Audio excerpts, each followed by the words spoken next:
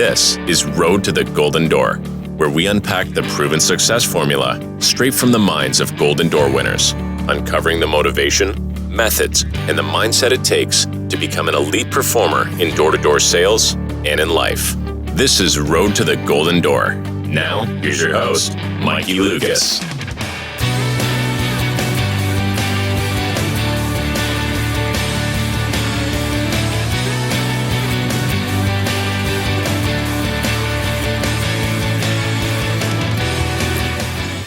Welcome to the show. It's Mikey Lucas. I'm here with my boy Brenton Clark, an absolute gangster. Dude, met Brenton, not even a couple of weeks ago. I mean, obviously I followed you on Instagram and I followed your story and I'm a huge fan of who you are as an individual. So one, my hat's off to you, bro. But dude, you're a beast, dude. You to be able to get out there and do 1,000+ accounts in pest control, man, is not easy at all. So let's jump right in, man. Thank you for jumping on the show. Yeah, man. Thanks for the invite. It was good to catch up with you. Of course. Yeah, we met in person finally, which is funny. Right when you came up to me, I thought you were somebody else because the room was dark and I hugged you and I was like, bear hug. You're probably like, what the hell? This Mikey kid is weird, dude. I see you on the internet now. I see you in person. You were giving me a hug. I thought you were a good friend of mine, Levi, from another mastermind, a good friend, and you look just like him, so it's like your doppelganger. But from there, I was like, oh, dude, actually, yeah, I know who you are. As a matter of fact, wow. So good, and you love, obviously, Avengers. I love that mastermind. Love Dan and all the guys, and Cole and Cody and all those guys, and Joel and Ryan and all of them. They're good dudes, man. They're good dudes. Yeah, and the ones that I didn't mention, right? Like Kent. Yeah. Great human beings. Sweet, dude. So tell me a little about yourself, man. I mean, obviously, what the goal of the podcast today really is to talk to other Golden Door Award winners. You know, I want to bring you back to the year you hit your Golden Door. I know this last year, 2021, you didn't hit it because you guys are building out your company and moving more into the operations and stuff like that. And then, it's funny enough, that's what I did with myself as well before I exited. But with you, dude, I want to go back to the year you hit your Golden Door, the 1,000+ accounts. I want to know really what your mindset was. What was in your routine? Were you eating certain things? Were you drinking certain things? You know, was it all the gym? You know, I just saw you went and did 75 hard. You know, got crazy ripped and in shape, right? So tell me a little about your story before we get into that. Like, you know, where are you from? What are you doing now? And tell me a little about yourself. Cool, man. Well, dude, thanks again for having me on.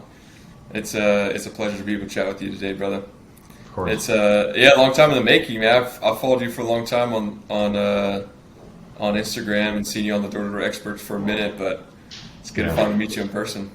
So absolutely. Quick synopsis. I grew up in South Texas. Did a lot of the country life stuff, ranch hand, construction. Then I was up at school in Idaho, and I got. It's kind of funny. I'll back it up a little bit too, because my story to door is kind of interesting. It started.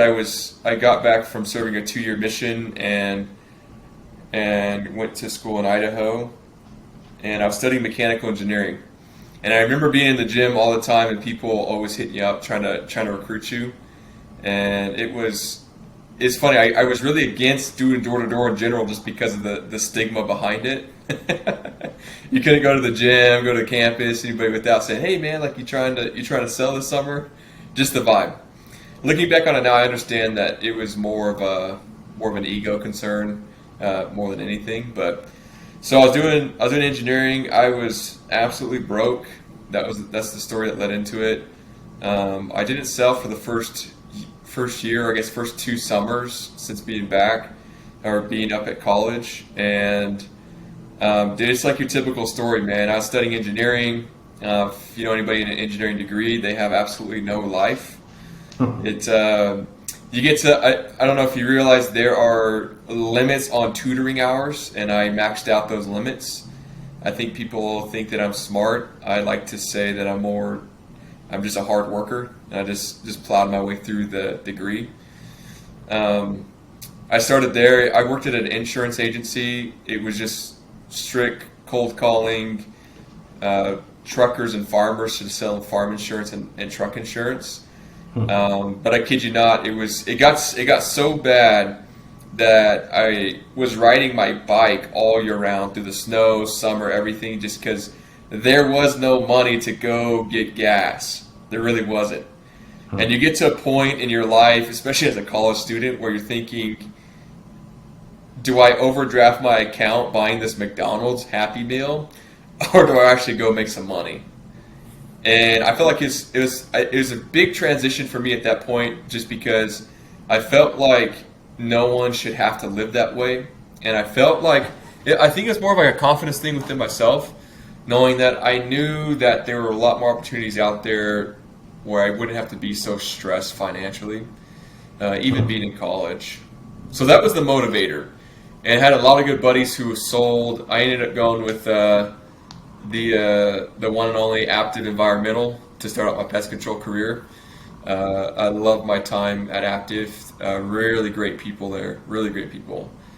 I went with a buddy I knew from my 2-year mission, and we flew out to Milwaukee, Wisconsin.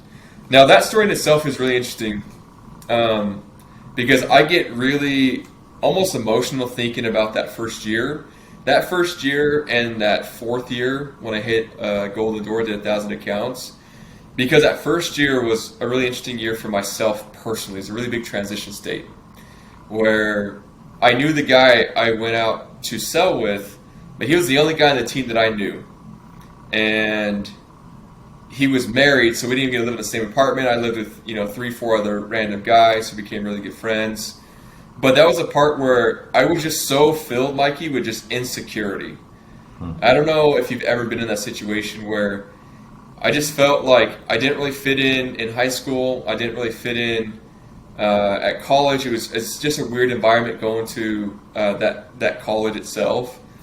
It just never really fit in, and a lot of that was because of myself. And I knew going out to Milwaukee, Wisconsin was a really interesting transition for me, because it was the first time in my life, one of 2 times in my life, where I really felt confident. I just filled with so much insecurity of like, man, am I going to do, like, what are people going to think of me doing this job? I have really traditional style parents, and they're a great example, and they are the most loving parents ever. But it wasn't the most credible job to go do. So just really filled with that lack of confidence in myself as well. So I just broke down the numbers, man. I was so broke that I bought that plane ticket. It was a one-way. I bought the plane ticket and my iPad on a credit card. I flew out to Detroit, and my sister drove me from Detroit down to Milwaukee. It was about a 3-hour drive. And I remember cruising into that first time I met them. They were all at Jersey Mike's. And remember, hats off, like, went in there and met the whole team. It was like I was just really, really insecure. Didn't really know how I fit in here. I didn't really get the vibe, and they just all eat their sandwiches. It wasn't like a super welcoming environment. They were good guys, and you're just kind of like, dude, what did I get myself into? But a cool side note to that, I kept that same iPad is the same iPad I used for the past 6 summers. The exact same one, man. Same case, same everything. It's just, dude, it's like it's a tradition, I guess. But yeah, so that summer was really interesting. So I'll get into a little bit more now.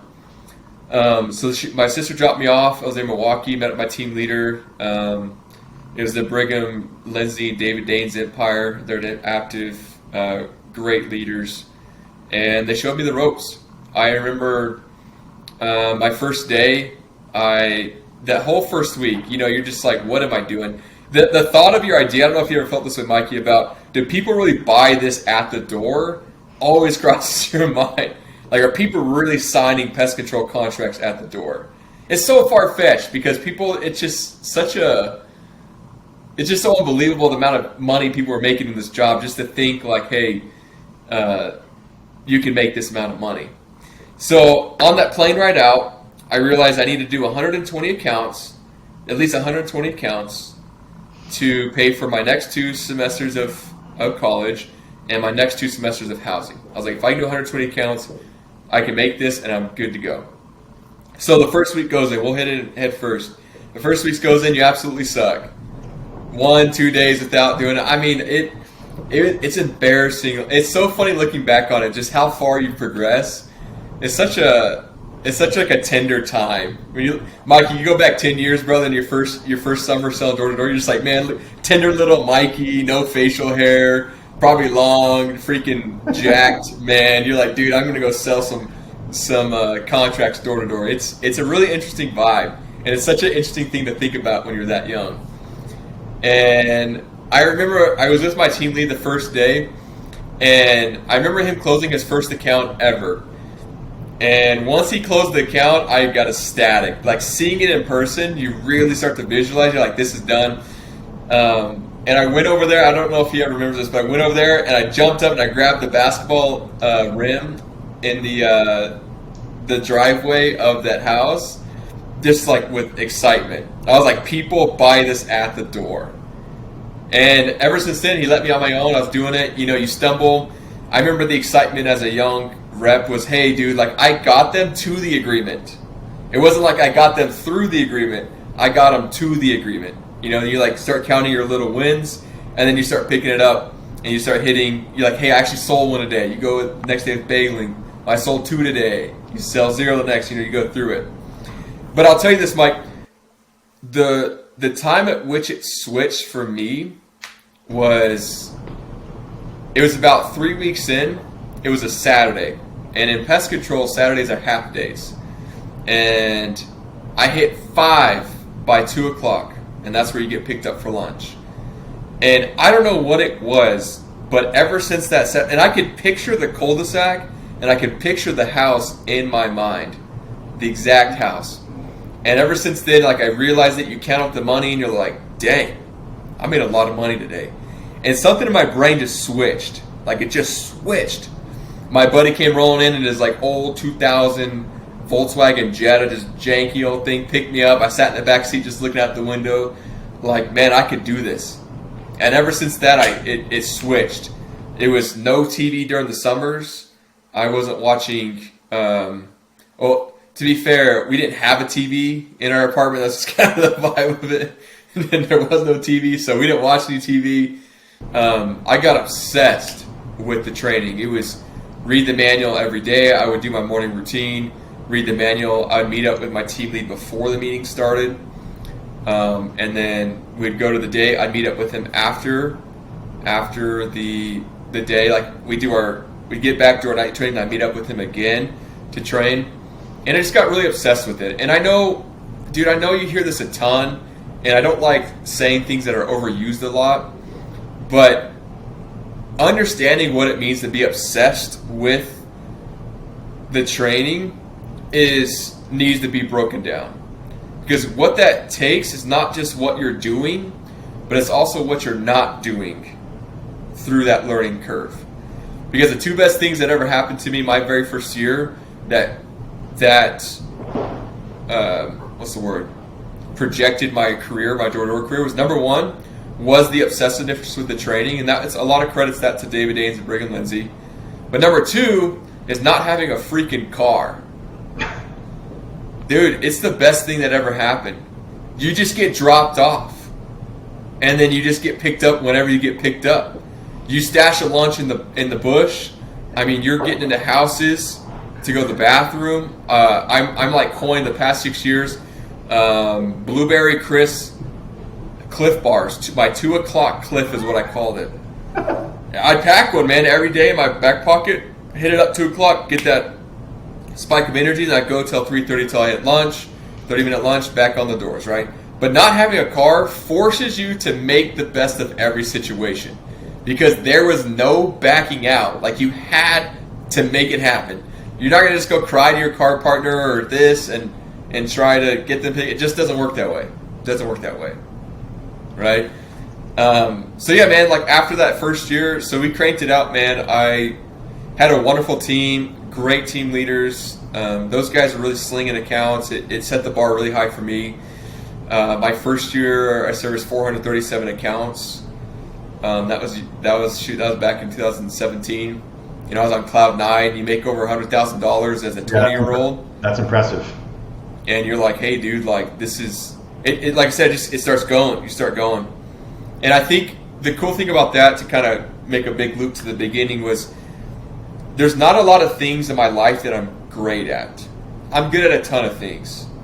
I'm a jack of all trades. I know a lot of things, especially working with my hands.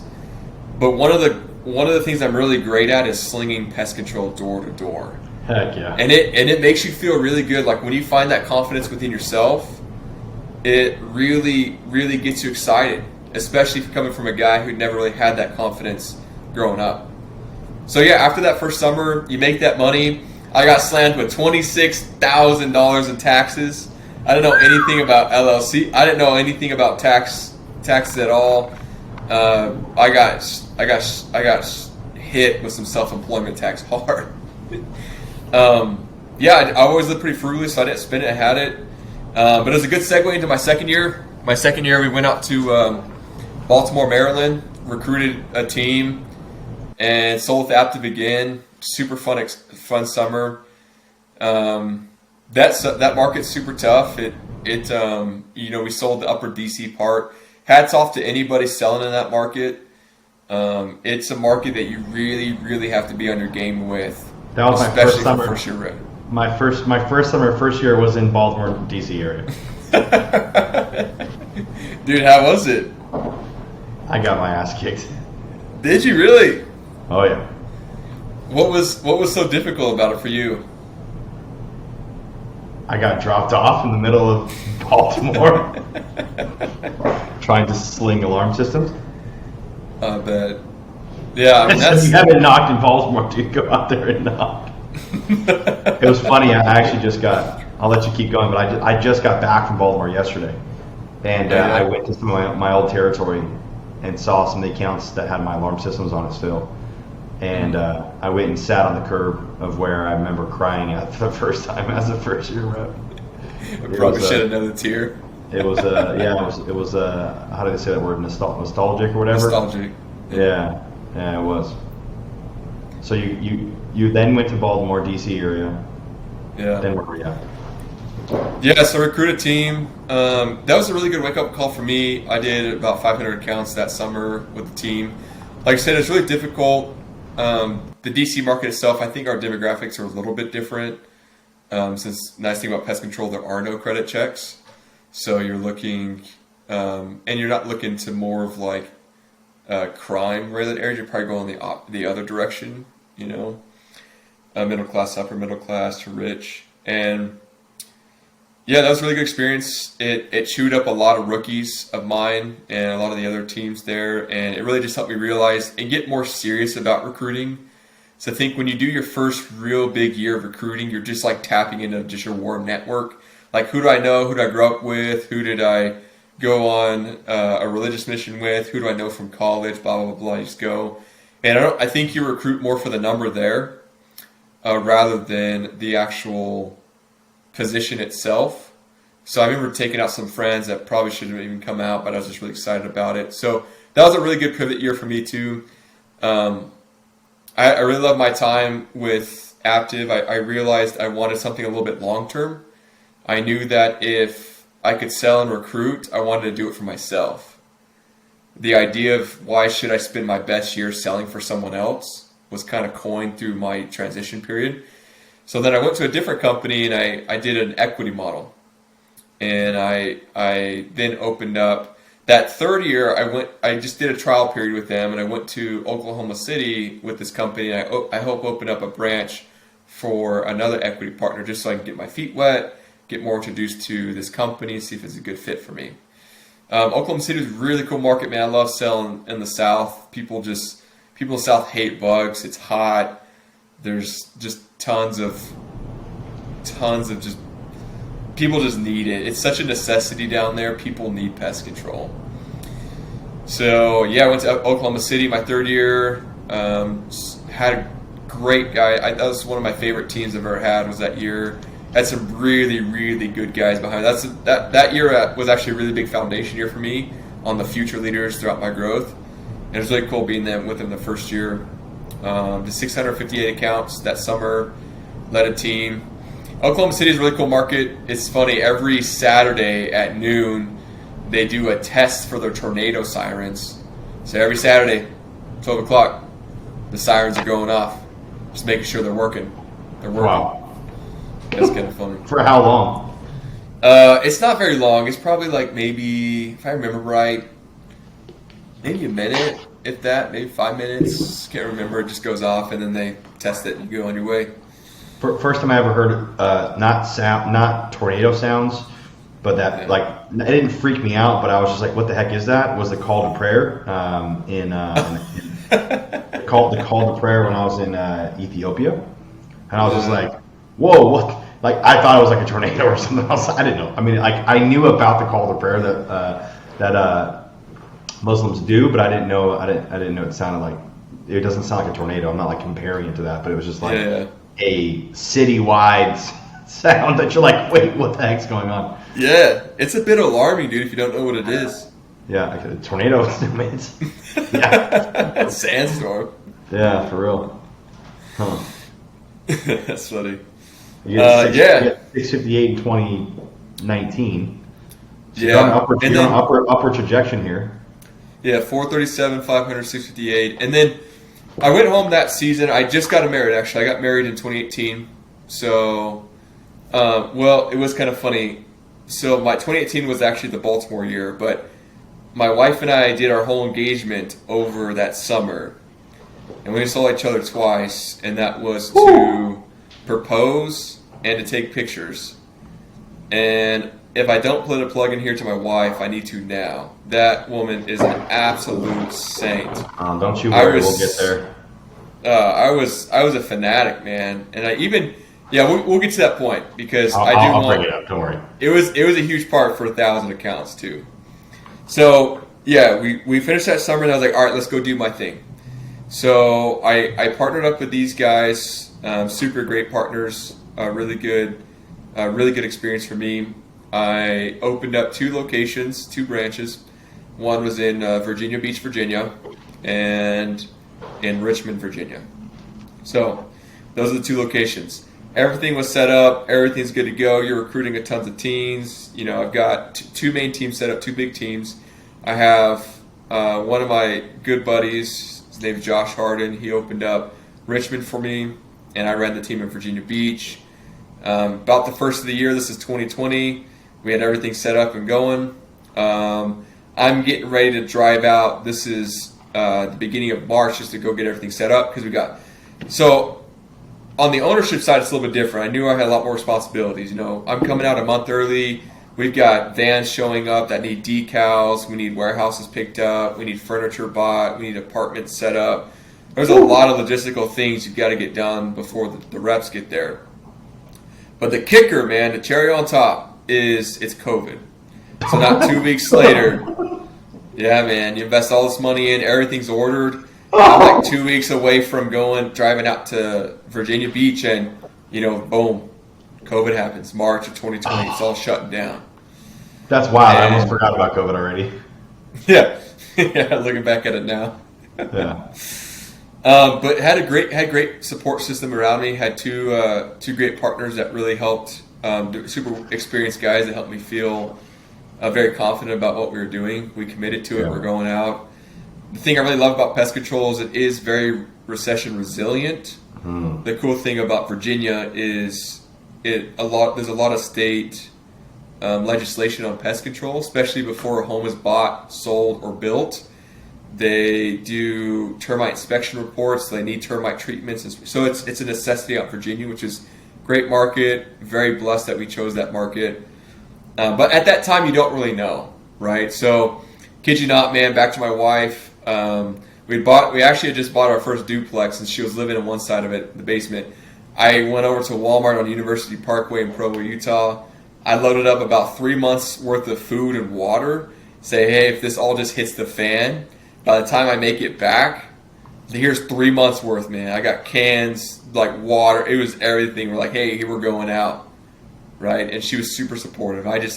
6 a.m. Monday morning, 2005 Honda Accord, slammed with stuff. Just drove from Utah to Virginia Beaches, about 36 hours. 6 a.m. drove all the way to Kansas City, Missouri. I slept in a Pilot. It's like a travel center. Yep. Just put little shirts up in the windows, slept, and then I drove the rest of the way to Virginia Beach the next day and set it up. We got the van shipped in. We had the decals put on, got the warehouse set up, met my branch manager for the first time. We started hiring some technicians. Hats off to my branch manager as well. The guy is phenomenal, just a really down-to-earth local guy. He was been with me from day one at that place. Like, him and I were the first two guys, boots on the ground, out there at Virginia Beach. And we're rocking and rolling. We started going pretty good. I think there was a lot of, I don't know if you remember that year, it's really interesting because we had tons of reps, right? We signed a bunch of guys. We lost a ton of guys just because of, a lot of it was more of like parental concern. Because of like, hey, I don't want my son or daughter driving or flying all out to Virginia. This whole COVID thing's coming down. At that time, people were still turning into zombies. So we didn't know what was going on. True. And we started knocking doors. It was like late March, early April. Josh and I were out there cranking out accounts, and it was beautiful. Like, the market was so prime. Everybody's home. Everybody's home. It itself, too, is just a very unsaturated market with pest control. I guess now everybody knows when the podcast comes out. Right. But it's a beautiful market. There's a lot of room for growth for a bunch of other people. And we started cranking it out. We were going. Guys started trickling in a little bit later. But we just started going. So that's kind of how that summer started. But let me kind of walk you through a little bit of like my process. Because I think this is where, outside of like, you kind of get the idea of what's going on with the COVID side. At the beginning of May, the governor of Virginia did a stay-at-home order. This is where like the essential business came into play. So essentially, like, they said, hey, stay at home. So we're like, okay, air quotes. Went out, kept knocking, but we were actually getting really bad reviews. Like, people were coming out at us really mad. They're like, hey, this is unsafe. It's just, you can't be out here. So we made the decision to pull the sales force and actually keep them home. But I'll pick up on that story a little bit later once I go back into the mindset. So after the Oklahoma City summer, I knew, like, in my mind, I knew that my next step was 1,000 accounts. And I knew it, man. I don't know how you are, Mike. You seem like you're a very strong-willed man. You're very committed. You're a very dedicated person. I knew this is probably... Don't ask my wife that. It depends on what your mood is as well. Right. So, like, I knew, it's funny in my mind, there's a lot of things in life that, like, you just know. Like, you don't need to think it out. You don't need to plan it out. You don't need to sit on it or ponder it. Like, you just know. And for me, it was very spiritual in a way, and a very emotional, because, like I said, I felt really good about my ability to sell and recruit. And I knew my next step was to do 1,000 accounts. It was my next step, more for anything, to prove to myself that I am capable of what I can do. Like, I knew I had the gas in the tank to do it. Yeah. Like, a lot of my confidence and character is based off of my work ethic. And I know that I just growing up South Texas, sports, work, environment, it's just part of it, man. You earn your keep by hard work. Right. And I know that has its flaws, pros and cons, but at that point, I knew right then and there, I knew I had the work ethic to get it done. So that was my idea. I remember 658, and I was like, dude, if I just did... So once I accepted mentally in my mind, like, hey, I'm doing this, then I kind of went down like a little map. Like, okay, if I start here at the end of April, May, when school's out, I go till the end of August. This is before COVID, grant you. I just have to do this many accounts at this. What's my ACV at? At the time, ACV wasn't as pushed. I really wanted a 600 ACV. So that was my goal. Revenue wasn't a thing yet. It was more just, that was the year before the whole revenue quotas. So, yeah, I pushed that. You'll probably have to explain that, like in a sentence or two, to the solar guys that are listening to this. That's like saying PTO to you. You're like, what's PTO and NTP? Paid time off. No. Next. Yeah. Phone a friend. Mikey Lucas. Permission to operate. So there's two options. I mean, I know what it is, obviously, but tell them. Yeah, so there's two options to hit a golden door in pest control. There's a revenue mark, so you service X amount of revenue, or you service X amount of counts. So you have one or the other. You don't have to hit two, both of them at the same time. You just have to hit one or the other. At the time, it was like $550K in revenue, serviced revenue, and over 1,000 accounts for a golden door. I know I want to do 1,000 accounts. I want a 600 ACV, not because of the revenue goal. It was more for just like my revenues at Aptive were 530, 535. I just want to keep just kind of raising the bar in a way. Sure. So once I kind of mapped that out, I knew it's funny because like you can do it, and I knew that I could do it, and I knew that was my next step. So I even driving out there to this is really good, Mary. You are bringing me back a little bit. And driving out to Virginia Beach, I actually played "Can't Hurt This" "Can't Hurt This" by David Goggins. Is that the right title? Can't Hurt This. Can't Hurt This. It's 22 hours long on 1.5 speed. Can't hurt me. Can't hurt me. Can't hurt me. It's one of those. What is it? Let me look this up, man.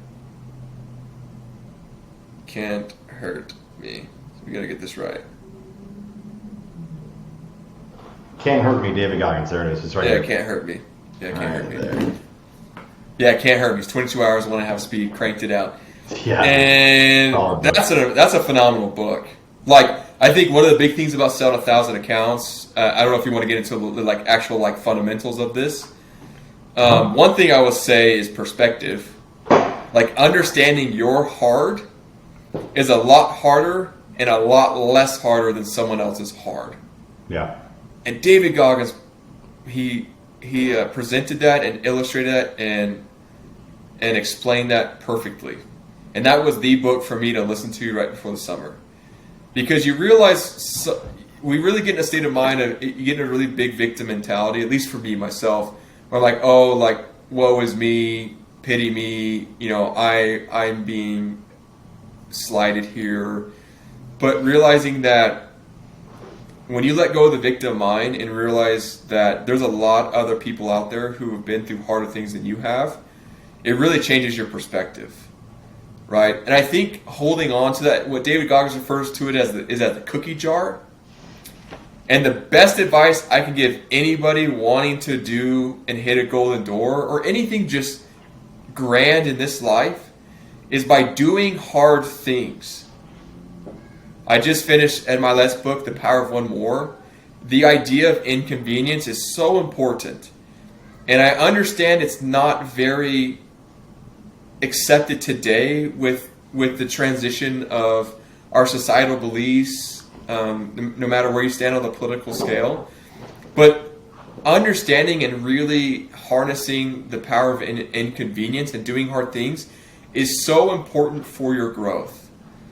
When you understand that you're at an inconvenience in life, it's an uncomfortable position.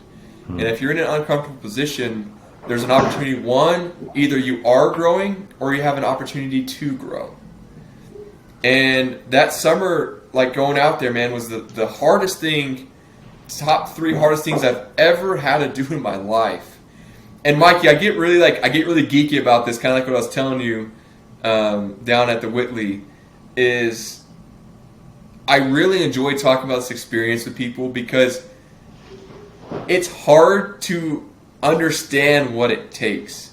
Like words, this conversation, I hope touches on it, but it just doesn't do it justice emotionally.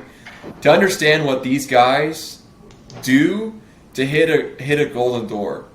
And I know it sounds super cliche and scripted, but it's hard to explain, and it's true. Like when you see guys posting on social media hitting these awards, if you haven't been in those trenches yourself, you do not know what it takes. And it's hard to relate that experience. You ever see grown-ass men crying after they win the Super Bowl? Oh, yeah.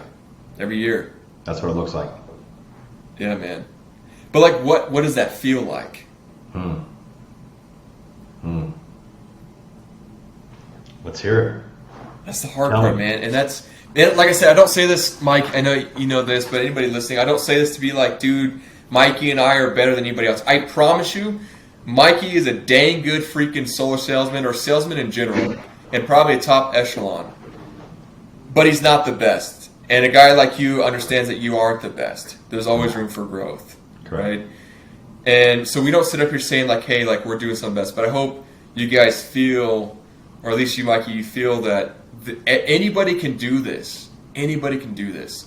You don't have to have a really crappy situation to motivate you to get to a higher level. You really don't. You just have to have that desire to prove to yourself and yourself alone that you can do this.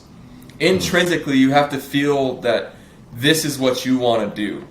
It can't, I promise you, the money, the investments, the girlfriend, boyfriend, the mom, dad, like those things are really good motivators, but it doesn't create the discipline that you yourself can create. There's a difference between motivation and discipline, right? And if you hit a golden door, you're tapping into the discipline channel rather than that motivation channel. Let's go into that a little bit. So you hit your golden door. So I think and before the show I was explaining to you, I'm like Tony Robbins getting you into state to get you back into 2020 when you hit the golden door, 134 or 1034, 1,034 accounts. So now that you're there, tell me, and you hit it. I saw your picture on stage getting the award, right? Tell me before let's talk about the last 100 deals. Let's talk about the last 100 deals. Where was the quote unquote tipping point? Was it deal 300, 600, 900? Where was the tipping point? And maybe there was a few tipping points. And I don't. If anybody reads those books, it's not like one thing. Like sure, there could have been one thing, but for me, it was never one thing. It was like one thing, and then another one thing, and then another one thing, and then another one thing that like got me to keep on moving forward because. Like you said, there's a difference between motivation and discipline, dude. But guess what, brother? We both need the motivation. Because if you don't have the motivation, you're not going to get the discipline to get out of where you're at. And you're right. And I talk about this all the time, too, on my show and all over YouTube, whatever. Like, I don't believe that people need to hit rock bottom to, like, I don't even think people go from rock bottom to golden door. In 1 year, like it took you, what, four years to do that? Four years to hit your golden door. So tell me, like, where was it? Was it one tipping point? Was it multiple tipping points? I mean, I knew that you said that you were like, I get it, I'm there, right? You'd already seen other people do it. Were you at the door-to-door conferences before and seeing the other guys on stage? 100%, man. It was Ed Milet. So let me back it up. Ooh, so Ed Milet, man. Ed Milet was there. I have a picture, man. If you want to if you do picture. And I'll send you pictures of these because, like, I have it mapped out. Yeah. So, I'll start back and I'll go into the details now. So it was that January. Ed Milet spoke, and Ed Milet's like my freaking, what do they call it? Like your virtual mentor. Like he's never met me. Well, I guess he has, but he doesn't remember me. He doesn't know who Brenton Clark is. He doesn't. If he does, that'd be cool. If he's listening to this, please reach out to me. I follow you on Instagram. Please hit me up. I'd love to chat face to face. But he went up on stage and just laid it down. And this is really funny. I skipped the lunch before MLET planned at Door to Door Con because I was getting a seat. And I had this picture, Mike. I'll send you. I picked the seat. I had to pick the second row because all like the speakers and guests are sitting at the front. I picked the second row, first seat. And to my left is Tim Grover and his wife, and then I'm sitting in between Tim Grover. I'm sitting in between Tim Grover's wife to the left, and Michael Burt, the coach. Coach Burt, yep. Coach Burt, and his wife. I'm sitting between Coach Burt and Tim Grover, and there's a picture of me looking through, and there's Emma Lepp on stage. I'm serious. I took that picture, man, and I threw it on my vision board. Let's go. And I threw it up there, and I just like felt it, man. I went home that night. I was crying, dude. I was like, oh my gosh, like I just met my idol. Like he was there. I listened to all of his podcasts multiple times and seeing him in person and feeling it. I was like, this is my guy. This is him. I just felt the inspiration, and I was crying, man. I felt like a little baby. I was crying so much. But that's what was turning. I was like, all right, we're doing this, man. I see the Golden Door guys up there. I'm getting me a Golden Door. So, at the start of the summer, right? So now we're going. Let me just go through, let me give you some more action here. So anybody that knows me, anybody that's listening to this, who's ever sold with me or has ever been around me while I've sold, knows I'm a freaking the most consistent individual you'll ever meet. It makes me very rigid, but it also keeps me very disciplined. So pick your poison, right? Right. My routine was the exact same every day. If I was a killer and I wanted to take out Brenton, I had a bounty on his head, it would be really easy to do so. Because I knew exactly where Brenton was going to be every single day, every single minute of the day. I cooked the same 5 eggs with a pinch of spinach, scrambled every single morning for the entire summer. I wore the exact same shirt and shorts and shoes the entire summer. There was no, dude. It was like a little superstition, but it was a little bit of just the consistency. For me, I understand it really quickly that you're only given so much energy in the day. You sleep right, you got to get it down. You got to get it dialed in. But when I wake up, man, I am super, super observant I get obsessed with my neighborhood. And I talk about this with a lot of my reps about what it takes to be obsessed with your neighborhood. Okay? If you tell me today, any customer I've sold the past 4 years of being an owner, you tell me a name and you just give me their address and I look it up on Google Maps and I see the top of the house, I can tell you exactly the issues that customer was saying thousands of accounts later. I just remember, I get into the neighborhood, the name drops, the streets. I can do the exact same thing. The HOA, I'm just in it. Dude, you're hitting thousands of doors. You just look. You look. I can look at the house and be like, this is exactly what's going on. I know I can remember their dog's name, where they went on vacation the last summer, everything. Exactly. 6-7 years ago. Oh, 100%. And it's just so I knew that I got really committed. I knew that I needed as much energy as I could get for that. So I was super routined in the morning because I knew if I have X amount of energy and I can automate and habitualize my entire morning, all that decision-making energy I make throughout the morning, I then save this much and I push it over into my day. So I was so habitual about my morning because I didn't get into this decision fatigue, which I'm sure you talked about onto your podcast before. I didn't have to worry about spending energy into making those decisions. I just did it. Okay, and I did that the entire summer. Okay, so then let me transition now into those tipping points. I have 2 of them. When you said 1, 2, 3, 10, I have 2 of them. I know exactly the same 2 of the amount of accounts. So with the frame of mind knowing it's COVID summer, I'm opening up 2 branches. I've got 2 teams. I'm running a team. We've got logistics. We've got vans. I'm trying to do 1,000 accounts. There's just so much stuff going on. So much stuff. I should have done 1,000 accounts a year earlier. Probably would have done just as many, or if more, and a way easier step. But I was doing all of it. And anybody on here or is listening to this who has done 1,000 accounts or Golden Door while managing a team, while doing all these things, my hat's off to you. That's a double Golden Door. Yeah.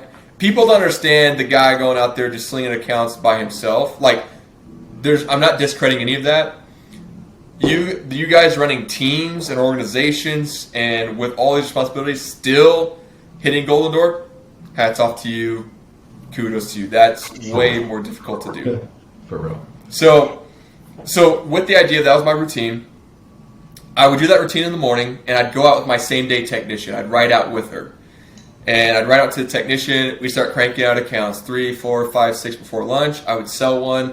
She would service it. I'd go hop into the van. We had these Nissan vans and eat my lunch. By the time I was finishing up, she was finishing her stop. Then I'd jump out, hop on the Segway, bounce to the next one, keep slinging some more throughout the day. That was day in, day out. I worked full day Saturday.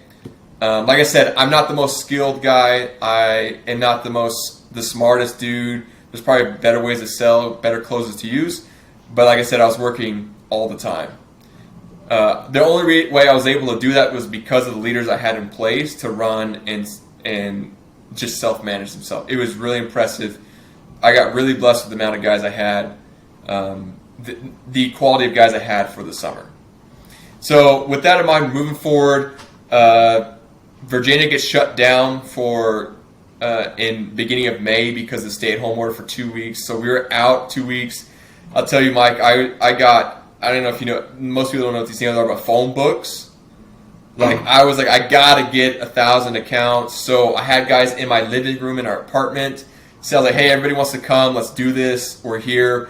I think I just ordered them offline, like Googling like how to get phone books, shipped them all out, got 10 of these big old things.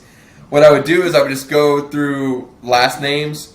I would just look up cities I recognized that were in our areas, just call them. Same thing. Hey, my name's Brenton Clark. We're doing pest control in your neighborhood. We're actually going to be there this week.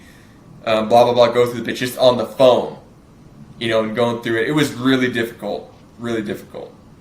So then, stay-at-home order still going on, but like, hey, we have to make a decision. Hold on a second. Did that work? Once or twice, man. But it was like 4 times the amount of calls of doors. Maybe a couple sales, man. So you're like 2 weeks behind now. Wow. Yeah. But it was really difficult to do cold calling on the phone. It was just like call. So we went back out. I knew some other companies there were still selling, so like, hey, like, let's just go power this through numbers. We went out, kept selling, started cranking out accounts again. And then about, I think it was June or July, I actually got COVID. So I was out for 2 weeks there. But there's 2 tipping points for me. The first one was when I did 500 accounts. I would come in I'd come in from the day and I had a little like foot-by-foot board on my wall. And I'd write off serviced accounts. So after that day, I'd write up my serviced accounts, not sold accounts, serviced accounts, and keep a countdown. Excuse me. So I would keep the countdown. And I remember hitting 500 accounts, and it was like at this point, probably middle of July, maybe not quite, like middle of July.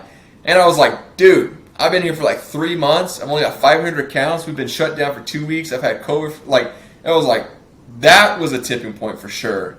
It was like you're at the top. Like 500, I got to do 500 again, and I'm back down.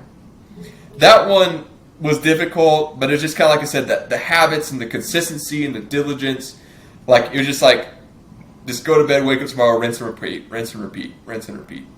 So you go back out. It wasn't until the very end of August. I had 232 accounts left. 232 accounts left. And at this point, the team had a phenomenal team. One of the best teams I've ever had through my summers. Great guys. They were all going home.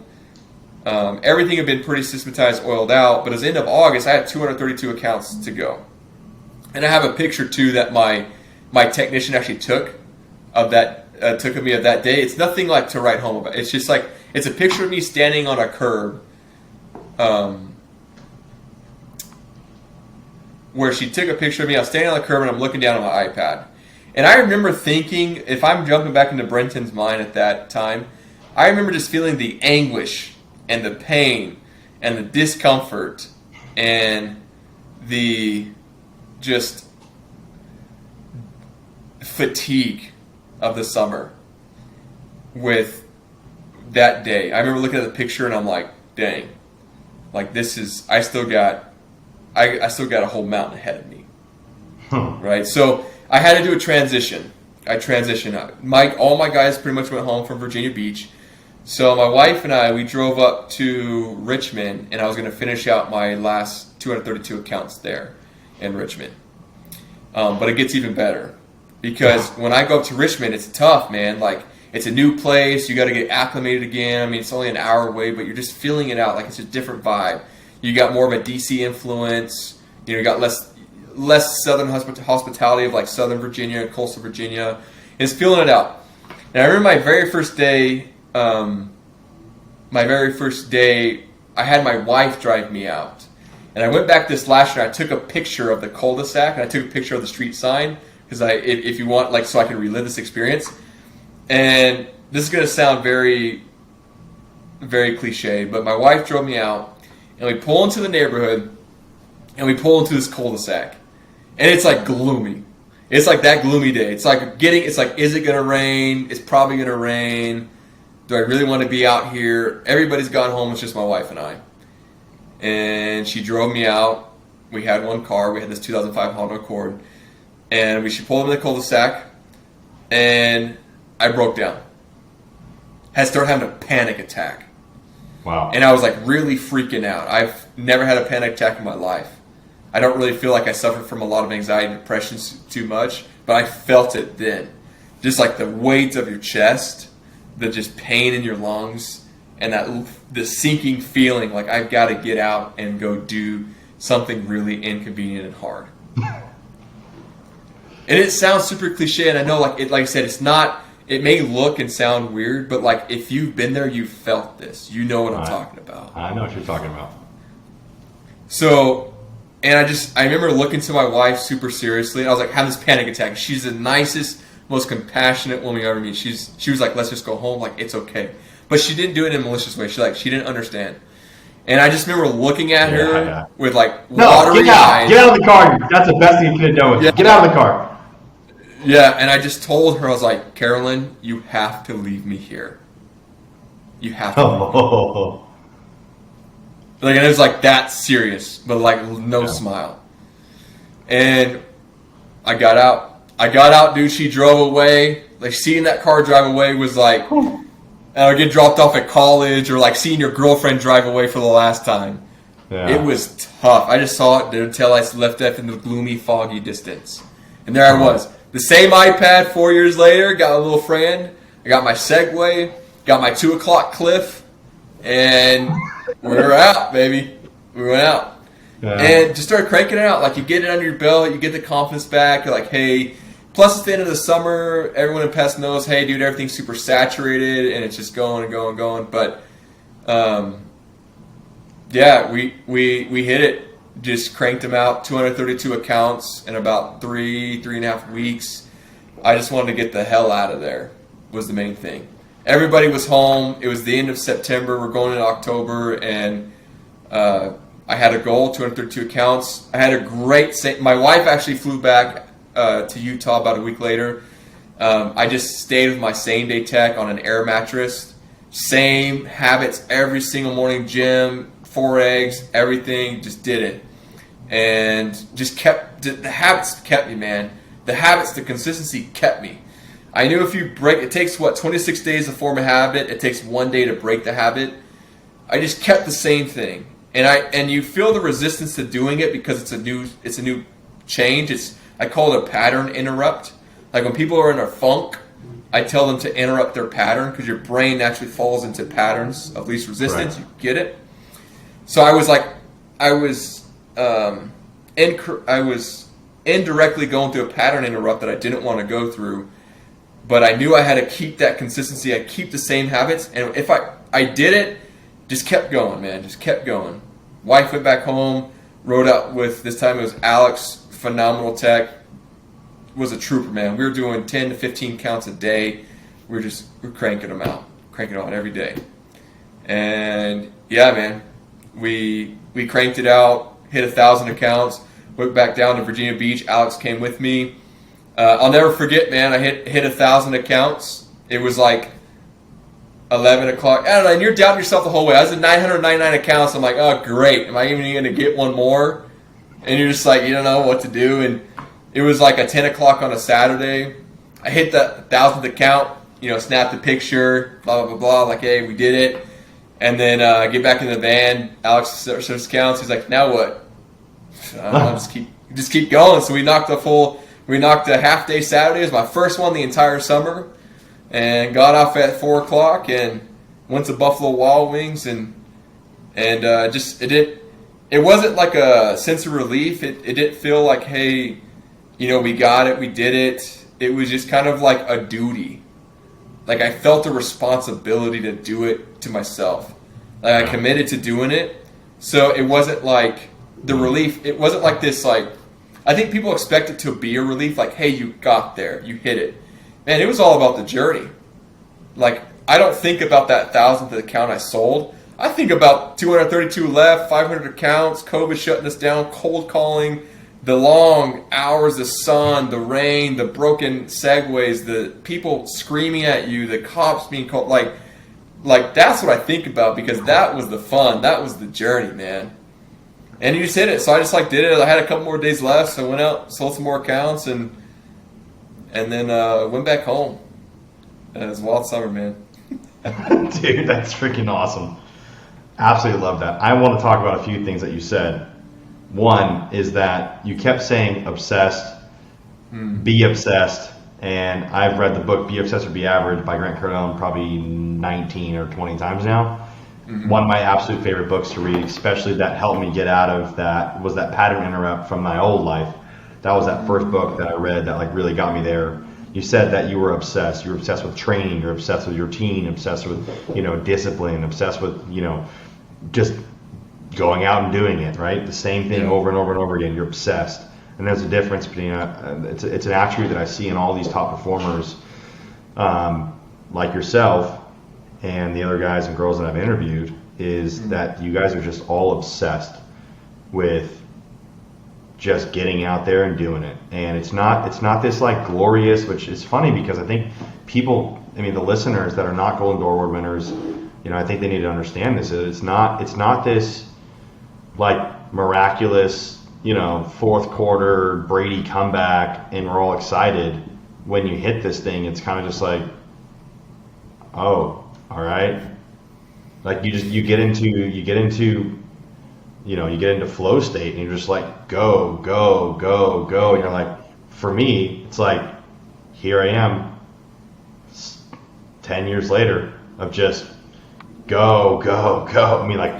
Literally family members dying, friends dying, things happening, world crisis, investing in this, losing that, and it's even for myself right now, dude, just got married. It's just what is going on, dude? So, and it's funny, I talked with Ashton Buswell and he talked about, work-life harmony.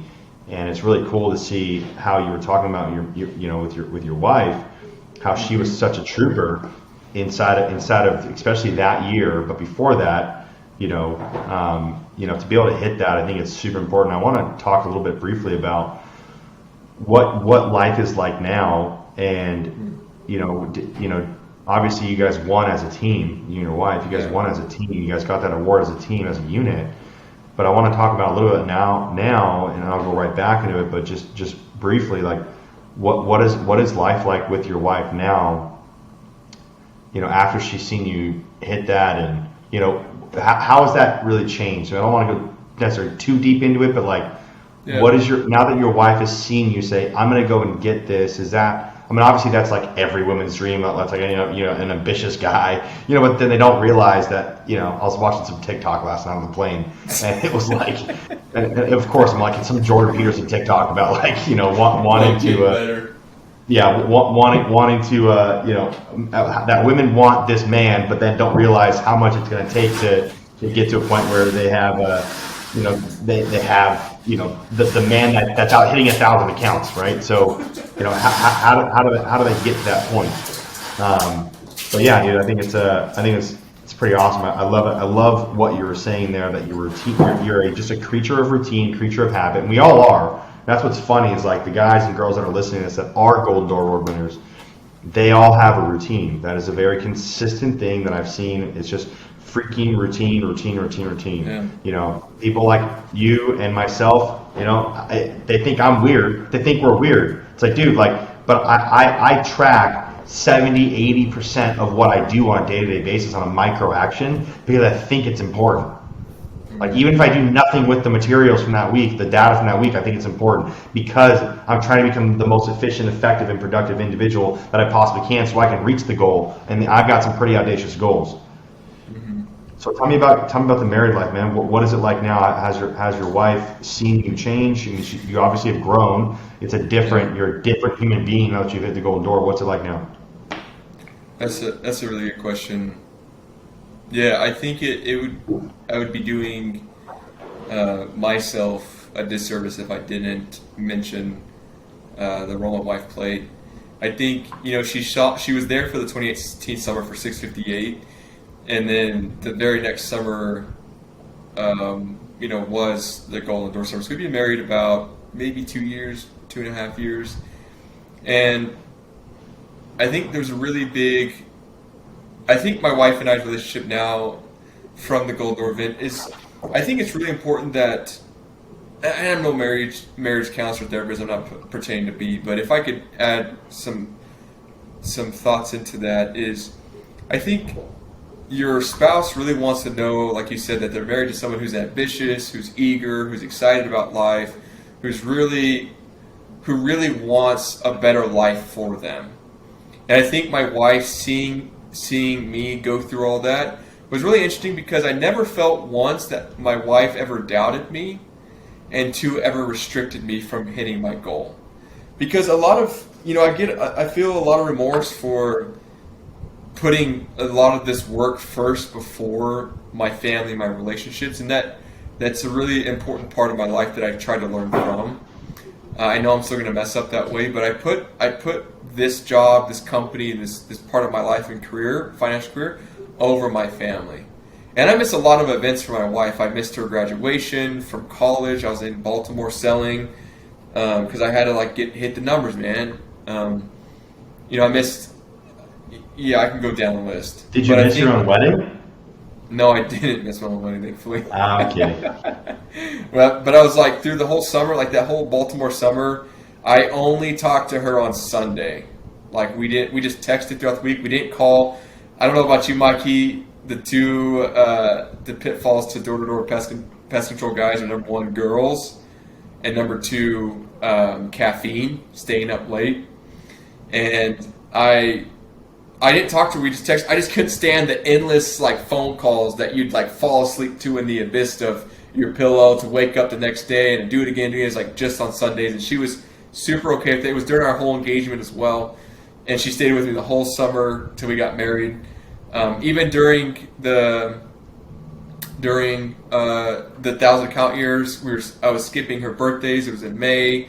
Our anniversary, it was maybe something on that Saturday night, late after work. It was just, I prioritized that.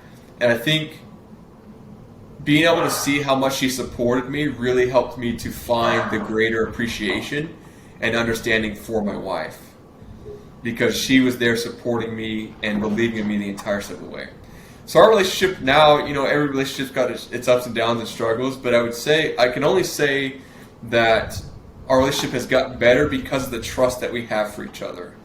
I think my wife understands my intentions a lot more, that I may not communicate effectively through the reasons why I'm putting this first, like investments, careers, financial stability over our relationship at the time, but she then understands why I do it. And it's only, like I said, it's only gained trust, confidence in one another, and ultimately the idea is to sacrifice now for the later, delay the gratification. Going to be an owner, you give up a ton. I wasn't making the commissions that I was, at another company. If I was 100%. I wasn't getting any commission on these accounts. It was 100% strictly to the profitability of my branch. I didn't take a dime of commission from my 1,000 accounts, because it's pumping, reinvesting it back into the business to create and just to pay back ends. So I think and having her support all along the way, I couldn't have done it. Going out there, for her to leave me out there in that cul-de-sac sounds super, super lame. But it was really hard for her to do it against her character, to leave me there. But she knew, and she saw how important it was to me to hit this goal. And I couldn't have done it without her.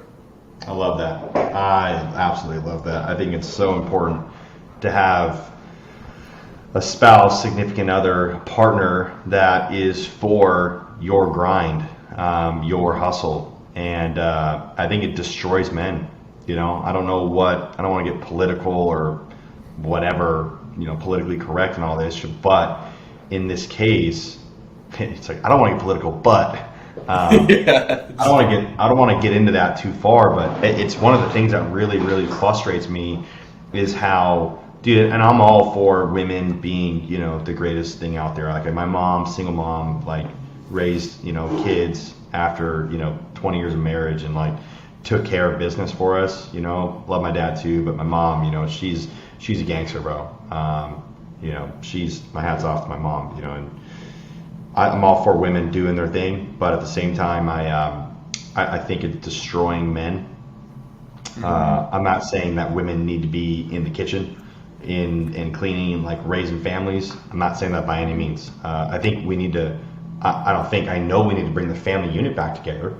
You know, this whole like, you know, women empowerment thing. Like, dude, like talk to real women like that, like have, you know, experiences in this. Like they really like to have a man by your side that's going to go out there and do what you're doing, Brenton, is what they really truly want. They don't want to have to stand up in front of the bear when the bear comes to the door. Like, you know, it's not that they can't provide. I'm all for women providing. My wife makes great money as a nurse and like loves her job, right? But she supports me and allows me to go and travel and do the things that I do. And that is so key. And again, it is another attribute that I see in a lot of the Golden Door Award winners is that they have a significant other, or not all the time, but they have somebody that's there. There's some that are single, but a few that are single actually, but the ones that are married and they have kids, or if they're married, it is every single time, no matter what.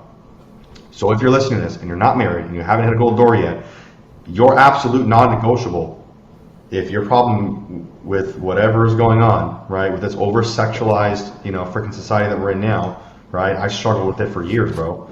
You know, and if you don't realize that your non-negotiable your standard for a woman needs to be that they support your hustle, right? They don't have to work with you, right? And you saw me ask a question, like I was being vulnerable with all the, you know, dudes that are worth multiple millions of dollars. I asked that question at a vendors the other day in Atlanta, and because I really care about, like, I care about you. I care about you, Brent, and I care about the people that are listening to this podcast and this show. I really care about, you know, that, dude, your non-negotiable has to be that your significant other is not just hot. Like, they need to support and trust you to be able to go out and not, for instance, not talk to you. Like, dude, I literally, the girl I was dating before I married my wife, I broke up with her because of the fact, not that she didn't meet all the standards and all the non-negotiables and negotiables, she met all those too, but the fact that I'm in the middle of my workday having to answer phone calls, and I'm like, bro, like,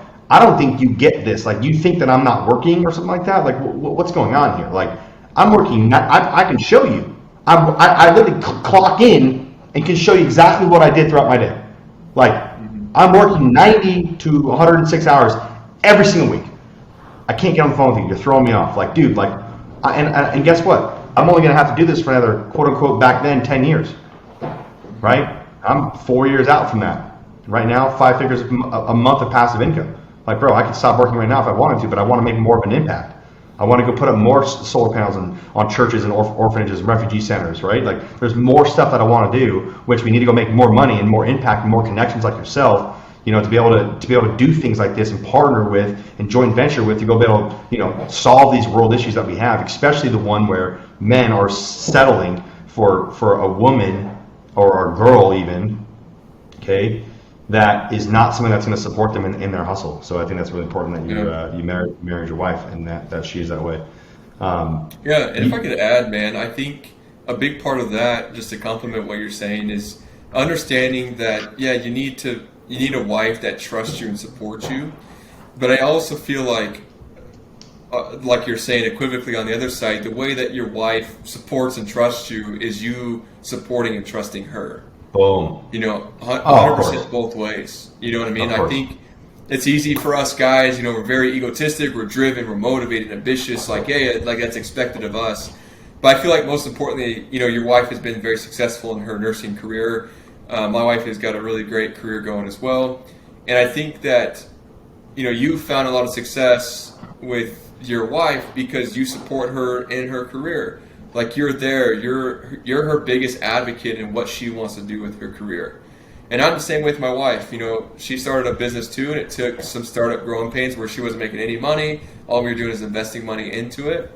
And she's really capitalized on it now. And I think the most important thing is I supported her in a time where she was trying to figure herself out as well, be vulnerable. And now it's something that she really enjoys doing, and I get to see that and be a part of that. And since I supported that and trusted her, it was reciprocated back to me. 100%. Yeah, I am, and again, that's again, it goes both ways, like you said. Yeah. I'm my wife's biggest fan, and my wife is my biggest fan. Like, I even if she wasn't my biggest fan, I would be her biggest fan no matter what. Right? Oh, she 100%. is. She I wanted to marry a cheerleader because I wanted to have a cheerleader, right? She's one that cheers me on. That cheers me on, brother. Even when we don't need to be cheered on, she's cheering for us, and that's all I got. That's all that matters. Yeah, absolutely. So you had to do a lot of adaptation. You had to do a lot of changing. I mean, you hit your golden door in COVID, and you were shut down for literally 2 weeks. The little stay in order where people were actually turning into zombies. Some pretty gnarly hurdles that you had to go over. Your mindset, it seems like you have a can-do attitude and a whatever it takes mindset. The other Golden Door Award winners that are listening to this, we feel for you, Brenton. What you went through in those years building up to this, and then even now where you're at today. This is, it's. I think what Dan Fleischman told us the other day at the event in Atlanta, he said, once the mind is expanded, it can never retract. Once you hit your golden door and you go through that, and again, it's not the trophy, even though the trophy was great, having the picture or whatever, but it's that moment that you decided at DoorCon 2019 or whatever it was, listening to Ed Milet, that you're like, I'm gonna do this. Like, I thought it was possible a couple years before that, but like, I'm gonna do this. I belong on stage. I deserve to be here, right? You probably were one of the guys that ran up during it. Tim Grover's like, "Are you interested in being, going to a winner? Are you interested? Well, sit the ass down if you're interested. Because you can't be interested. You think Kobe was interested? You think Michael Jordan was interested? Right?" So I was like, "Oh wow, he's for real." Luckily, luckily I didn't raise my hand because I knew where he was going with that. I've seen that before and do that before, but I was like, bro, like, yeah, man, I had a lot of my reps, and that were interested, and it was an eye-opening experience, and I saw them change. That very door-to-door conference, I saw them change, and I saw a pivotal moment for them, a tipping point for them. Then obviously after that, managing them to be able to continue to remember that. What was what my goal was, and I've listened to that Ed Milet speech, bro, thousands of times, literally thousands of times. That is my go-to. I'm a consistent guy too. Like, I'll listen to the same song like 50, 60 times in a row. I listen to the same book, like for instance, Pitch Anything, read it like 70 times almost. Like, I'll read the same book over and over and over and over and over and over again. I will listen to the same motivational speech over and over and over and over and over and over again. That is one of them that I've listened to over and over and over and over and over again. When I hit my golden door, before Golden Door was even a golden door, I listened to the same hour-long motivational speech the whole day. It was in my ear, and it was the same thing every single time.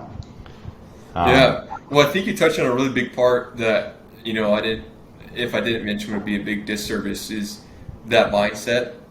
And there's a couple times throughout the COVID experience we were looking at it where, like, when we were getting shut down, like, and I kid you not, like, I know this might sound really good for this podcast to make it that much more believable, but I really bought like a hazmat suit from Home Depot. Like, I knew, like, if we got down to it, we're wearing hazmat suits. I had it, like, I had it ready. And, like, hats off to my team. Like I said, kudos to these guys again, because for that first, 2 weeks we went out, like, kid you not, man, I have pictures of prove everything. We had everybody wearing gloves, company protocol was, wear gloves, so to protect the company's sake.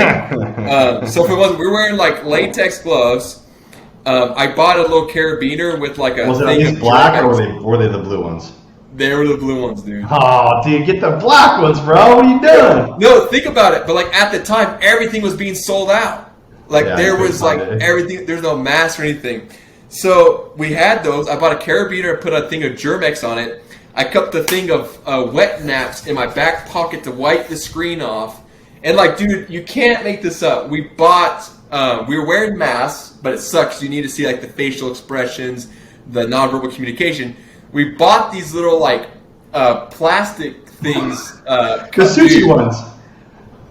The ones that were the guys wear for sushi when it's on your chin right here. This little and it's like this one over the nose here, and it's like on the chin. I kid you not, man. We were rocking those things, but like we were like that mindset. They never let me on the plane with that one.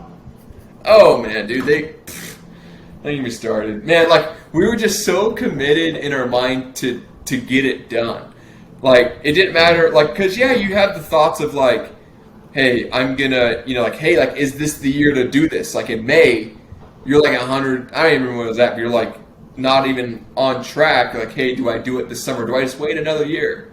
Like, do I just wait? It's like, but we were just so committed, man. Like that tipping point of 232 accounts, that cul-de-sac, that curb, just thinking like, dude, is this the summer? Like you have those doubts, you have the thoughts. Like, everybody listening to this, Golden Doors had the thoughts before. But I think my term, I don't know if anybody's ever coined it, but my quote I tell all my reps is, sometimes it takes going through the motions to get back into motion. Okay, and what I mean by that is... Yeah, explain that a little bit more. Say it again. Sometimes it takes going through the motions to get back into motion.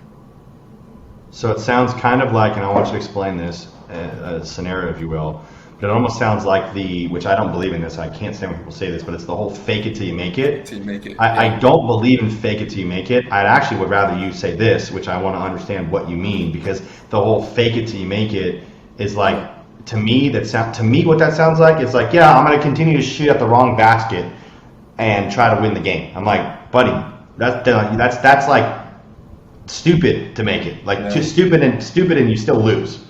Like, so explain to me what this means. Well, yeah, to use your basketball analogy, instead of shooting at the wrong basket, you're shooting at the opponent's hoop rather than your hoop. Just think of it, reverse it the way of you just consistently shooting at your own basket. Right? That's the way I think about it. Because during the summer, because you get so habitual and you're so committed and you're so disciplined, sometimes you felt like you were going through the motion. Like sometimes, like, oh, I'm eating the same thing, dude. Same sandwich, same Cliff Bar for 6. Dude, like they actually discontinued the blueberry Chris Cliff Bar this last summer. I mean, like same thing for the whole time. You get through this pattern in your mind, like you just feel like you're going through the motions, right? However, but if you're going through the motions and you're slinging 10, 15 a day, continue to go through those motions. You're swishing the bucket every single time.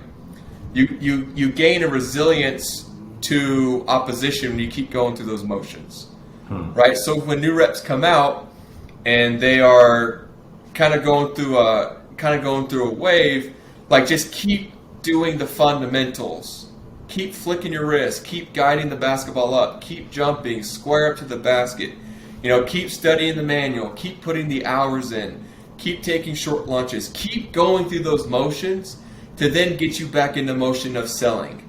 Okay. It's when you stop the progress, it's when you stop taking that action is when you step back, right? So for example, you have a guy going through a rut, he's gone a whole week without selling. The last thing you want this guy to do is go take a day off. Woo. You're shooting baskets, you're super inconsistent with making your 3-point shot at the specific corner. The last thing you want to do is go take time off. Just keep going through the motions, especially with the summer. It's such a finite time. You don't have this indefinite time to go and sell these accounts. You've got finite time. Keep going through the process and keep perfecting it. And as you keep going through those motions, you then get back into motion. You start making the basket. You start selling again. That was the idea of it. Go through the motions. Sometimes it takes going through the motions to get back into motion. Sometimes it takes going through the motions to get back into motion. Yeah, have you read Compound Effect yet? Dude, I've started that book like 2-3 times. Never finished it, truthfully. I've read it like 38 times now. 37 times. It is probably one of my favorite books. That, and then I think the one thing is right now my next favorite in regards to like consistency and habits and whatnot. But yeah, that's the number one killer of motivation is, I personally think, is guys that want time off. You know, it's like, do you think MJ took time off? Do you think Kobe Bryant took time off? Do you think, you know, the greats took time off? They didn't take time off, bro. Yeah. You know, they didn't take time off. These guys, we have this like false sense of like winning, and you know, Tim Grover talked about that all the time. You know, it's like you just can't be interested. Yeah. If you're interested, then it's just not going to work. So, yeah, dude, it's and Milet talks about that in his book. You know, being interested is different than committed. If you know someone, and we're guilty of it myself, where they've started a lot of things but haven't finished them, is because they were only interested in a lot of those things. Right. The people who are committed finish those things. Yeah. Right? Yeah, and I think it's super important, like connecting that discipline and commitment in your mind to your action. Like, it's really easy to try to separate the two, but they're so psychologically connected. Like, it first starts with the thoughts, but then it follows through with the action. Right? And when we try to separate the two, it really puts a hindrance on people trying to separate them. You've gotta think it and do it. You know, I think you can go and debate of like, when is time off, like when is it enough, like when there's seasons for everything, I guess it's better to say. But when you're in your season, you're in your season. Yeah. Right? And yeah, we can go into a ton of examples like that. I talk about that all the time. You're in war, right? You're in war with like what the past was. With these guys that are out in war, the war doesn't stop. You know, our troops that are out, you know, all over the world right now that are in wars, fighting in wars right now. Like, the war doesn't just stop so they can breathe and do something different. Yeah, just because you're tired, you're injured, you're hurt, you want to go home. You know, the way that I talk about it in my experience is my dad my family were all tuna fishermen. They would go out for, you know, 2 to 5 months at a time. And when the fish were biting, they were working. There was no days off. You know, it wasn't, there's a massive school of bluefin tuna, so we're going to just kind of take it out. It's a Monday. It's a Sunday. Yeah. You know, good thing is our day of rest. Yeah. You know, and I talk about it strategically because I believe in seasons. You know, when you talk, I don't know if you ever read the book Ruthless Elimination of Hurry or not, but it's a really good book. If you haven't read it, I recommend reading it. It's a spiritual book. Guy talks about, you know, the day of Sabbath, and I think that America has got so freaking busy. I mean, you asked, you know, even I think they talked about it at Avengers in the event as well, and I was like, dude, that's like really important. But it's like, oh yeah, man, like how's everything going, bro? Oh, damn, busy, man, busy. And I'm like, busy doing what? Like, you want to talk about busy, bro? I got back from a freaking 2 weddings yesterday at like 1 a.m. I got up and I got after it. I was on calls at 8 a.m. And you should see my calendar, bro. Ask my assistant. It was back to back. Luckily, 2 guys had to reschedule. And I was like, I literally went outside, took a nap, and got back into it. And I got this. I got a call right after this podcast. So like, it's 9 o'clock at night for me right now, bro. Like, you want to talk about busy? I'm busy, but I'm getting after it. There's a difference between being busy, like, you know, Tasmanian devil over here going around and doing nothing. I know exactly what my day is going to look like to get to where I want to be in 5 years from now, 15 years from now, 20, 30, 50, 60, 100 years from now. It's not productive versus busy. Yeah, productive. Yeah, being productive versus being busy, and there's a difference there. But it was hard. It wasn't just like overnight for me specifically, but I had to start understanding it. Until I got a high performance coach, I didn't realize that I was not being as efficient and effective and productive as I possibly could be, which is why I started this company, Golden Door Formula, and I wanted to get this podcast out so people can understand what it looks like looking in the mind of a Golden Door Award winner and seeing that they're all saying the exact same thing. It's not as hard as you make it. You literally just have to be a creature. Whether you like it or not, you're a creature of habit. Whether you like it or not, you're a creature of habit. You do the same thing every single day for the most part. And if I showed you on your cell phone, when you go on TikTok, then when you go on TikTok again, then when you go on TikTok again, then when you go on TikTok again, then Facebook, then Instagram again. I mean, it's like pretty doggone, it's weird how consistent it is with the people that I've studied, like in my own offices, trying to create multiple Golden Door Award winners. I'm like, dude, how do I create multiple Golden Door Award winners? And it was the habits, right? That's why my companies, we stopped selling solar. We became a personal development company that just so happened to sell solar. And when we became that, that's when I started to train guys and create and fix the mold and create self-sustainable Golden Door Award winning sales reps. And it was a very hard thing to do, but I got into whole life success here. It was everything, bro. It was very, very interesting, you know. But fixing the mindset, fixing the internal was where we had to start at, and it was eye opening for me. It was a tipping point for me. I was like, wow, like this is replicatable, this is duplicatable, but it's going to take a lot, and some people just won't do it because they're only interested. I mean, everybody wants to have a Ferrari. Everybody wants to live on the 31st floor of the nicest high-rise in in Houston or in Dallas or in Austin or San Diego, but in Miami, whatever. But a lot of people are interested, man. They're not willing to put the work in, not realizing that they're doing the actions already. They're just doing the opposite of what the action should be. It's just a micro change. They're almost only a little bit off. They're a little bit off from where they need to be, right? And there's one thing I want to almost end with here, because we can go on for like 5 more hours. Because I love to have to probably interview again, because dude, you are so on point. That I'm gonna probably have to just interview you again, because this is awesome, for one. So thank you for that. But two, is you said something in the beginning of the show, and you're like, do the things that make you uncomfortable. Now let me tell you something really quickly. There was a video that my wife posted on Instagram today, and it was a it was a video, and I might start getting emotional, but it was a video of me dancing with my wife's grandma, and they were all, I don't know. I guess I know why, but I don't really know why. Like all of them were like, "Oh, like Mikey's dancing with his the grandma," and I'm like, I didn't want to go dance with her grandma. Like, no offense, but like, I was like, it was uncomfortable to dance with her grandma. It was in my head before I did it.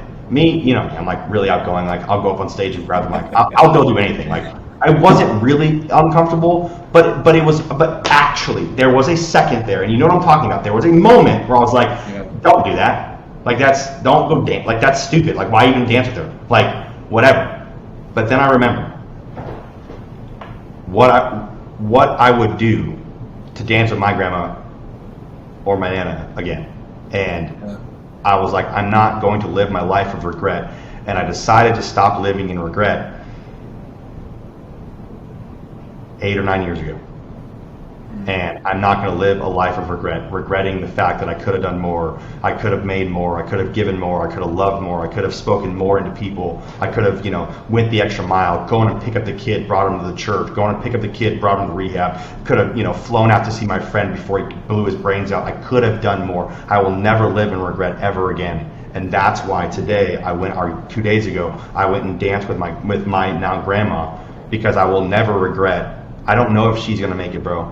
Because I don't want to regret being like, dude, you really didn't just go because of you're uncomfortable, really? Yeah. Like, what I would do to dance with my grandma or my nana again, what I would give up to have that moment, to be able to just dance with one of them again. I'm not going to regret not dancing with now my only grandma. I'm not going to do that. I'm not going to miss that opportunity and regret that. So it was uncomfortable in a second. Then when I was there, I was like, oh, this is awesome. Like, but there was that moment where I was like, this is uncomfortable. So do the things that make you feel uncomfortable more often. Like, I don't know anybody that's like, I can't wait to go get my teeth kicked in today. This is going to be so awesome. I might even fall off my Segway again today. The cops don't get called at me for a third time. It's almost like me going through the airport. Like, maybe I'll get strip searched again today. This will be great. I can't wait to go and speak at this event. I'm so excited to get searched again. Oh, random search. Would you look at that? Happened again. Yeah, and look at your life, man. How has that life motto changed the projection of your life now? Oh, man. Yeah, I definitely, not to cliche that phrase again, but I definitely don't regret not regretting, because I had two options. 10 years ago, I could have said, no, I'm going to stay in the restaurants, or, and I don't know where I would be at today. I don't. I'm sure I would. I definitely wouldn't have started reading personal development books. I wouldn't have been listening. I would have, still probably liked Blink-182, I guess. Like, I don't know, probably play guitar a little bit still, whatever, had a normal life. But, I don't know. I don't even know if I would still be sober, right? Like, I don't even know that. My life is completely different now that, door-to-door has changed my life. Door-to-door has completely, radically changed the trajectory of my life. And this quote is on my mirror still today after, I don't know, probably 8 or 9 years now, is that your direction determines your destination. Your direction determines your destination. And it's door-to-door, doing the uncomfortable things has absolutely changed where I'm at today. I wouldn't be where I'm at today if I just stayed comfortable. I can go into a room with a bunch of millionaires and ask them a question and be like, yeah, give me the mic, stop. Because I got my ass kicked on doors for years and years and years and years and years and years. I can talk to cops without shaking now after getting beat up, right? Like I can, because I can have a conversation now because I got uncomfortable, and now I'm just like, yeah, like, what's up? How are you? Yeah. Good to see you, kid. How you doing today? Right? I can talk with multimillionaires now and go and raise a bunch of money because of door-to-door, because I did the uncomfortable things. The vehicle I used was alarms, then got into solar, and that got me to where I'm at today. And I'm just at the beginning, bro. I'm just at the beginning. I'm not even at a tipping point yet. I'm just getting started, which is, oh, dude, so exciting, dude. It's getting you all hyped up right now. I can even do remotely what I did in the last 10 years, in the next 10 years, bro. Like the amount of lives that will be changed for one, the amount of people that will be fed, the amount of torment and regret that people are not going to have anymore because of what I'm going to be the one that goes sticks my neck out to hopefully not get chopped off, but to potentially get chopped off in the name of everybody else that's behind me. The lineage that I have with my own family and everybody else, the families that I take care of now. I am so excited about the future, bro. I've got a clear vision of the future. And that's what separates you from the other people, man. Like, that's what separates you from the other random leaders throughout the industry. And I think bringing it back to Golden Door, that's what it takes to hit a Golden Door, if not just Golden Door, but big goals. Like having that direction and vision. I think having that vision is what helps lead you and motivate your organizations around you. And without that, the people perish. Yeah. Dude, it has been absolutely an honor. I absolutely appreciate everything you've said. I've got 3 pages of notes here. I'm gonna have to go rewatch this because I'm just stunned that there's just something about pest control guys. You guys just got it, dude. Like, to be able to sell 1,000 effing accounts on the doorstep like that, you're a different creature.